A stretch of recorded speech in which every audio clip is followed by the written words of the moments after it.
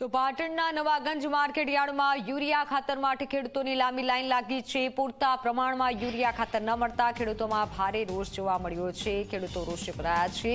સવારથી ખેડૂતોની લાંબી લાઈન જોવા મળી। એક ખેડૂતે માત્ર 5 જેટલી થેલી મળતા અસંતોષ ઊભો થયો। પૂરતા પ્રમાણમાં યુરિયા ખાતર ન મળતા પાકને નુકસાનની ભીતિ સેવાઈ રહી છે।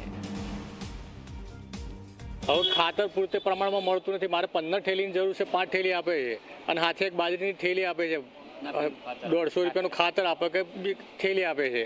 અને બીજું કહેવાનું એક છે કે મોટા ખેડૂતોને લાઈનમાં ઊભા રહેવાનું કોઈ તકલીફ પડતી નથી। મોટા ખેડૂતોને અમારા જેવા નાના ખેડૂતોને જ અહીંયા ઊભું રહેવાનું લાઈનમાં। મોટા ખેડૂતોને ઘર આગળ ખાતર પહોંચાડી દે સરકાર, તો એનો મતલબ શું?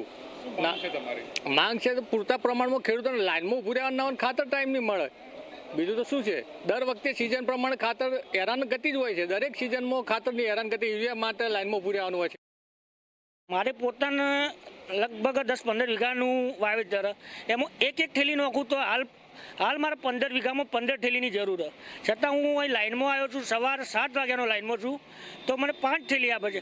અને એની સાથે બિલકુલ જરૂર વગરની જે બાજરી કહેવાય, કોઈ અત્યારેની કોઈ જરૂર જ નથી। એ બાજરીની થેલી 150 રૂપિયામાં પેકિંગ પધરાવે છે।